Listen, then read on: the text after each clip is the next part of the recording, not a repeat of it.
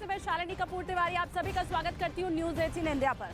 Prayagraj court ने बहुत हद तक अतीक अहमद का तो हिसाब कर दिया है क्योंकि आजीवन कारावास उसे हो चुका है, लेकिन अब बारी है अतीक के शहजादों की, उसकी पत्नी की, उसकी बहनों की और बहनों की बेटियों की। जो बड़ी खबर है उसी के साथ शुरुआत कर लेते हैं क्योंकि अब अतीक अहमद की बहन आयशा नूरी के ऊपर शिकंजा कस रहा है। उसकी दोनों बेटियों के ऊपर भी केस दर्ज करने की तैयारी में इस वक्त पुलिस लगी हुई है।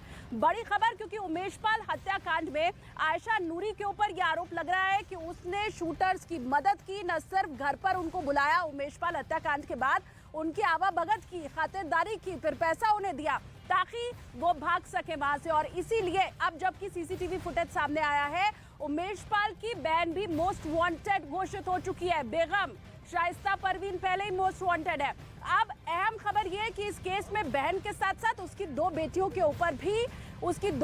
ऊपर भी केस दर्ज किया गया है और अब इनके ऊपर शिकंजा बहुत जल्द कस सकता है। मेरे सहयोगी अमित इस वक्त जुड़े हुए हैं, उनका मैं सीधा रुख कर लेती हूँ। अमित, खबर अभी तक ये थी कि बहन ने मदद की, अब बहन के साथ साथ उसकी दो बेटियों के ऊपर केस दर्ज किया जाना और उन पर भी शिकंजा कसना, ये किस ओर इशारा कर रहा है?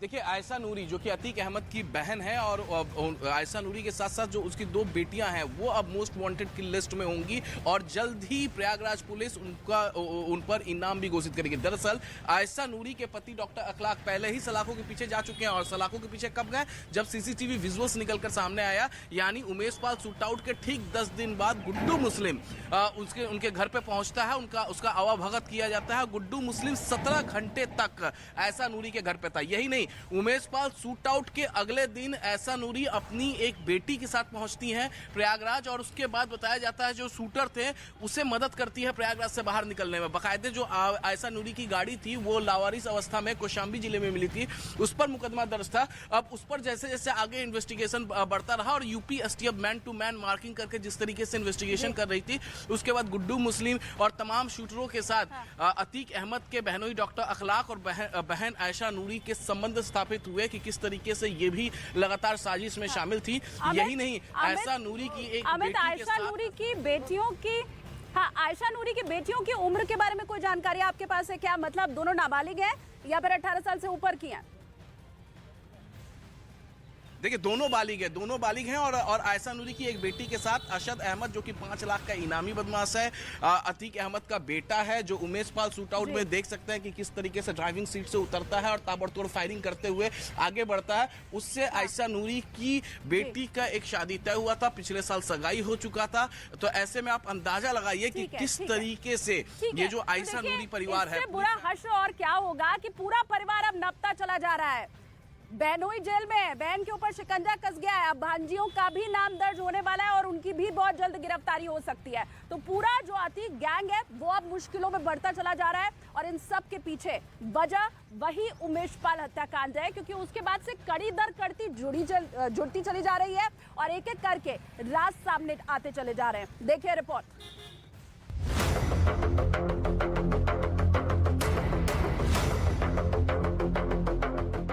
अतीक की डायरी में मिले कोडवर्ड का भेद खुल गया। मैडम और डॉक्टर कोडवर्ड से मिले कई सुराग। प्रयागराज से अहमदाबाद तक बढ़ी अतीक की मुश्किल। अतीक के गुनाहों का राज एक एक कर सामने आ रहा है। साथ ही प्रयागराज पुलिस और यूपी एसटीएफ की टीम अतीक के रजिस्टर से मिले कोडवर्ड को डिकोड करने में जुटी है। फिलहाल मैडम और डॉक्टर कोडवर्ड को डिकोड कर लिया गया है। जांच में सामने आया है कि मैडम का कोड नेम अतीक की बहन आयशा नूरी को दिया गया था, तो आयशा नूरी के पति को डॉक्टर का कोड नेम दिया गया था। उमेशपाल शूटआउट केस में आयशा नूरी को भी आरोपी बनाया गया है। उस पर शूटरों को फरार करवाने में मदद करने का आरोप है और अब उस पर भी शिकंजा कसता ही जा रहा है। एक तरफ आयशा नूरी पर शिकंजा कस रहा है तो दूसरी तरफ खुद अतीक की मुश्किलें भी बढ़ रही हैं। साबरमती जेल में बंद अतीक अहमद की सेल बदल दी गई है और उसे आतंकियों वाली सेल में अकेले रखा गया है। अतीक अहमद अब 200 खोली यार्ड में चला गया है।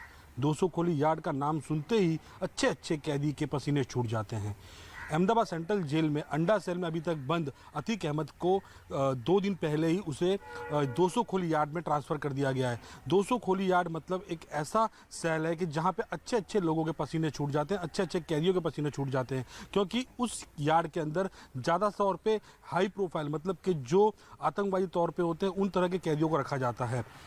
ये 200 खोली यार्ड है, उस खोली यार्ड के अंदर फिलहाल जो है 100 जितने आतंकी, साथ में अतीक अहमद को अलग से एक यार्ड दिया गया है। कुल 4 यार्ड है, एक यार्ड के अंदर 50 कैदी रह सकते हैं। वैसे 2 यार्ड के अंदर मतलब 100 जैसे आतंकी और अन्य आरोपी हैं, और सिर्फ एक खोली जिसमें करीब 50 लोग रह सकते हैं, लेकिन अतीक अहमद को अकेले रखा गया है। सबसे बड़ी बात है कि इसमें कैदी को बाहर नहीं निकाला जाता है। 24 घंटे सीसीटीवी निगरानी और राउंड द क्लॉक जो जेल सिपाही होते हैं वो जो है ड्यूटी देते रहते हैं। अतीक अहमद को खाना भी अंदर मिलेगा। अतीक अहमद को जो भी करना होगा वो जेल में अकेले ही करना होगा। यानी साफ है कि अतीक अहमद का अब अपनी सेल से निकलना भी बंद हो जाएगा, और वो ना तो किसी से मिल पाएगा और ना ही किसी से बात कर पाएगा। उमेश पाल हत्याकांड के बाद से सिर्फ अतीक ही नहीं बल्कि पूरे गैंग की मुश्किलें बढ़ गई हैं।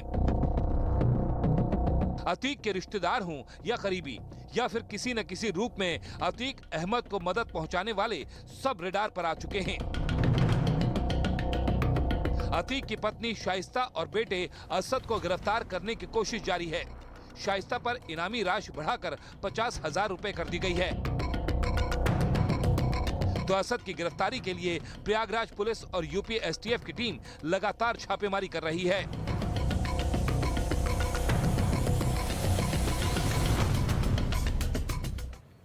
अतीक की क्राइम कुंडली न्यूज़ 18 इंडिया भी खंगाल रही है। अब देखिए, अगर आपको कोई परेशान करे, आपसे रंगदारी मांगी जाए, पैसा मांगा जाए, अपहरण हो जाए, कोई भी अगर आपको प्रताड़ित कर रहा हो तो आप किसके पास जाते हैं? पुलिस के पास, कानून की शरण में। लेकिन अतीक का साम्राज्य ऐसा था, उसका खौफ इतना ज्यादा था कि पुलिस, कानून सब उसके चरणों में रहा करते थे। सन 2006 से लेकर के 2011 तक अतीक का आतंक इस तरह का था कि पुलिस भी किसी की मदद नहीं कर पाती थी, और यही वजह थी कि आम लोग अतीक के खिलाफ मुंह खोलने के पहले भी 10 बार सोचते थे। क्या था अतीक का उस वक्त का साम्राज्य, किस तरह से उसकी तूती बोलती थी, कैसे हर कोई खौफ में रहता था, ये जानने के लिए हमने जांच अधिकारी से बात की। न्यूज़ 18 इंडिया से पूर्व जांच अधिकारी नारायण सिंह परिहार ने अतीक के अतीत के बारे में जो बताया वो आप सुनिए। आज अतीक अहमद के खौफ के बारे में, खास तौर से वो पीरियड 2006 से 11 के बीच में, अब वो अतीक अहमद पूरी पीक पर था, अतीक अहमद का भाई अशरफ पीक पर था, जुर्म की दुनिया का बेताज बादशाह उस वक्त वो बन गए थे, उनका दहशत लगातार फैल रहा था प्रयागराज और आसपास के जिले में। उसके बारे में खुद अपनी जुबानी नारायण सिंह परिहार बताएंगे। सबसे पहले तो मैं आपसे जानना चाहूँगा कि 2006 से 11 के बीच में कितना खौफ अतीक अहमद, उसका भाई अशरफ और उसका पूरा परिवार, उसके गुर्गों का किस तरीके से प्रयागराज को शाम्बी आसपास के जिलों में व्याप्त था? उनका बहुत बड़ा खौफ था और कोई भी आदमी उनके सामने जुबान खोलने की हिम्मत नहीं कर सकता था। 25 जनवरी 2005 की घटना है। उस समय के धूमनगंज एसओ परशुराम सिंह थे। उन्होंने प्रारंभिक विवेचना की और घटना में जो है ऑटोमेटिक वेपन्स के भी फायर हुए थे। कहा तो ये जाता है कि AK-47 वगैरह की भी फायरिंग हुई थी और मौके पर तमाम कारतूस कई बोरों के मिले थे। परशुराम जी ने अपनी कर्तव्य निष्ठा का पालन करते हुए उन कारतूसों को कलेक्ट किया। परशुराम जी पहले आईओ थे इस केस के? फर्स्ट आईओ थे। तो उन पर इतना दबाव बनाया गया, इवन उनको ये हुआ कि तुमको सस्पेंड कर दिया जाएगा, जेल भेज दिया जाएगा। कभी आपसे सीधे ये नहीं कहा कि इस केस को छोड़ दो अतीक या अशरफ? सिर्फ उसने अपने गुर्गों से धमकी दिलाई? गुर्गों से धमकी दिलाई, और जब बयान लेने गए तो ये कहा कि जो है कायदे से बयान लिखिएगा, हमारी सरकार आएगी तो ये सब मुकदमे वापस होंगे, और तुम ऐसा मत लिखना जिससे तुम खुद फंस जाओ। सन 2005 में बीएसपी विधायक राजू पाल की हत्या हो गई थी और उसी के चश्मदीद गवाह थे, उसी के मुख्य गवाह थे उमेश पाल। अब उसी कांड में बाकी जो गवाह हैं उनकी मुश्किलें भी बढ़ गई हैं। सांस यहाँ पर अटकी हुई है क्योंकि ये डर लग रहा है कि उमेश पाल की हत्या हो सकती है, तो फिर हमारी क्यों नहीं? अच्छा, उमेश पाल मुख्य गवाह थे, लेकिन चश्मदीद गवाह भी इस मामले में एक थी और उनका नाम है रुखसाना। बगल में वो बैठी हुई थी राजूपाल के जिस वक्त हत्या हुई थी। वो किस तरह खौफ में, कैसे उन्हें धमकियां मिल रही हैं, ये भी न्यूज़ 18 इंडिया ने उनसे पूछा, जाना उनका हाल, दिखाते हैं आपको।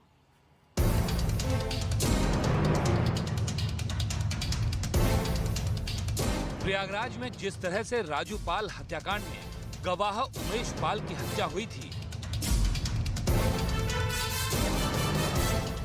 उसके बाद से राजू पाल केस से ताल्लुक रखने वाले हर किसी शख्स पर खतरा मंडरा रहा है। इस केस में चश्मदीद रुखसाना को भी अपनी जान का खतरा सता रहा है। आज 4-5 दिन पहले एक मुबारक हैं, अतीक के बहुत खास शूटर हैं।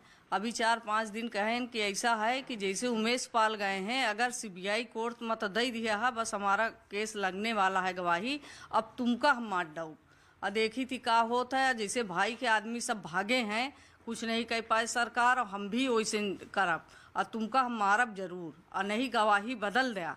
और हमारे पूरे परिवार का बहुत धमकी, बहुत सटकी, हम लोगन डेर के मारा कहीं निकली तो नहीं ना, शहर बाजार तक नहीं जाई डेर के मारा। अब बहुत धमकी, जब से उमेश पाल मारे गए बहुत डर लगता है।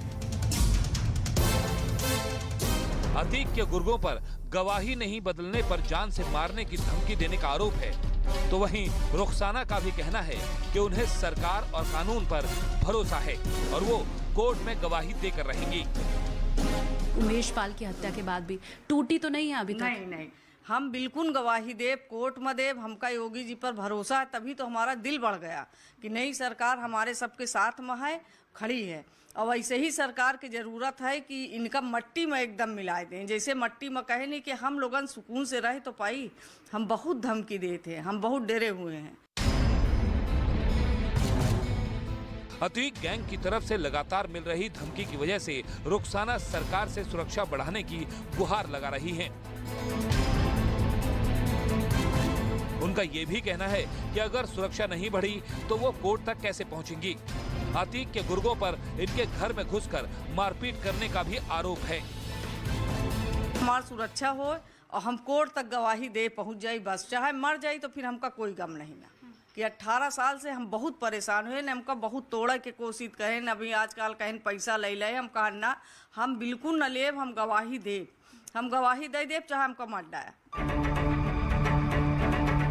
राजू पाल हत्याकांड में गवाही देने के बदले में रुखसाना का परिवार 18 सालों से अतीक गैंग का आतंक झेल रहा है।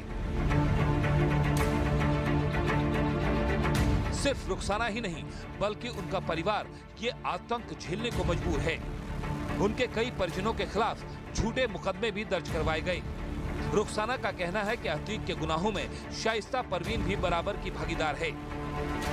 परवीन सब तो कराए नहीं, परवीन सहिस्ते से सब कराए नहीं, और वही सबसे धमकी देवती ही, सब कुछ करौती ही, पैसा के लालच देती ही, ऐसे करती ही। जब नहीं टूटा तो इधर उमेश का मरवाई दी।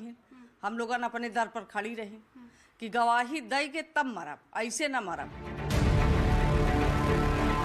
राजू पाल की हत्या के बाद से ही उस केस से जुड़े कई लोग अतीक गैंग के निशाने पर हैं, जिनमें मुख्य गवाह रहे उमेश पाल की प्रयागराज में हत्या कर दी गई। तो दूसरी तरफ अब इस केस की चश्मदीद रुखसाना भी गैंग के निशाने पर है। यानी साफ है कि अतीक के खिलाफ गवाही देने वालों को उसके गुर्गे लगातार धमकियां दे रहे हैं और प्रताड़ित कर रहे हैं। जेल में बैठा अतीक अपने गुर्गों के सहारे उन लोगों को सता रहा है जिससे उसे खतरा है।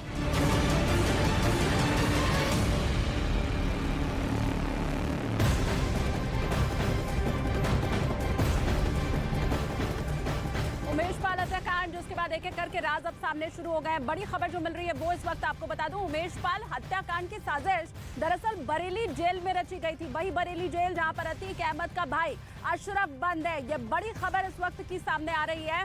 उमेश पाल हत्याकांड की पूरी साजिश अशरफ ने जेल में बैठकर रची थी, वहां उसके गुर्गे पहुंचे थे और उन सब के साथ बैठकर बाकायदा एक मीटिंग चली थी, लंबी चली। इस बैठक में कौन कौन शामिल था वो भी आपको बताते हैं। इस बैठक में गुड्डू मुस्लिम जो कि बमबाज है वो शामिल था, असद बैठा था, गुलाम बैठा था, विजय उर्फ उस्मान चौधरी बैठा था और इन सब की मुलाकात अशरफ से जेल के अंदर हुई थी। 3 घंटे तक इस बैठक में बाकायदा ये प्लानिंग रची गई थी, कहां से आना है, किधर को जाना है, कहां पर घेरना है, पूरी रेकी करने का प्लान और फिर उसके बाद कैसे उमेश पाल हत्याकांड को अंजाम दिया गया वो तस्वीरें सबके सामने। अब एक एक करके राज जो सामने आ रहा है वो न्यूज़ 18 इंडिया आप तक पहुंचा रहा है कि कैसे अशरफ ने, जो कि अतीक का भाई है, बरेली जेल में बंद है, उसने अपने गुर्गों को बाकायदा जेल में बुलाकर उनके साथ एक लंबी बैठक की जेल के अंदर। मतलब कैसे सुख सुविधाएं पहुंचती रही हैं अतीक के पास। इसके पहले भी उदाहरण हमने आपको दिया कि कानून तक उसके सामने, कानून के रखवाले उसके सामने थर थर कांपते थे। और अब अहम खबर कि अशरफ ने ये पूरे हत्याकांड की साजिश रची, वो भी जेल में बैठकर। बमबाज भी वहीं मौजूद था। उमेश पाल हत्याकांड में जिसने बम चलाया, गुड्डू मुस्लिम, वो भी वहां पर बैठा हुआ था। इसके अलावा असद, गुलाम, विजय उर्फ उस्मान चौधरी। अब इन सब तक पुलिस को पहुंचना है। जेल में बैठकर प्लानिंग बाकायदा रची गई और ये बैठक 3 घंटे तक चली। 8 लोग इस बैठक में शामिल रहे और ये तय हुआ कि उमेश पाल को मार देना है, क्योंकि वो बात नहीं मान रहा है अतीक की, वो मुकर नहीं रहा है, वो अब भी गवाही देने जा रहा है। राजू पाल हत्याकांड में अतीक के गुनाहों का जुर्म सामने आ जाएगा, और उसी को छुपाने के लिए ये पूरी साजिश रची गई। मेरे सहयोगी आनंद इस वक्त जुड़ रहे हैं, उनका भी मैं रुख कर लेती हूँ। आनंद, 3 घंटे तक जेल के अंदर बैठक चली। देखिए, एक बड़ी जानकारी इसमें निकल के सामने आ रही है कि जो अतीक अहमद है, जिसका पूरा परिवार जो है जो फरार चल रहा है, उस मामले में एक बड़ा इनपुट मिला है यूपी एसटीएफ को। दिल्ली पुलिस की स्पेशल सेल के साथ उन्होंने दिल्ली में एक बड़ी कार्रवाई की है और जो अतीक अहमद के बेटे के मददगार हैं उनकी धरपकड़ यहाँ से की गई है। कुछ लोगों की पहचान जो है वो भी की जा रही है। जानकारी ये मिली है कि इस हत्याकांड अतीक का जो एक बेटा है असद, वो साउथ दिल्ली के एक अपने मददगार के यहाँ रुका हुआ था और उसके बाद यहाँ से उसने यूपी का रुख किया था जाने के लिए। उसके बाद दिल्ली पुलिस ने कुछ टेक्निकल सर्विलांस के जरिए यूपी एसटीएफ के साथ वहां पर रेड की, उन लोगों को आइडेंटिफाई किया जिन घर में ये रुके हुए थे। बिल्कुल, हाँ, मतलब हर जगह अतीक के लोग हैं, वो चाहे दिल्ली है, बरेली है, उत्तर प्रदेश में तो साम्राज्य ही उसका है, लेकिन अब ये साम्राज्य खंड खंड हो रहा है।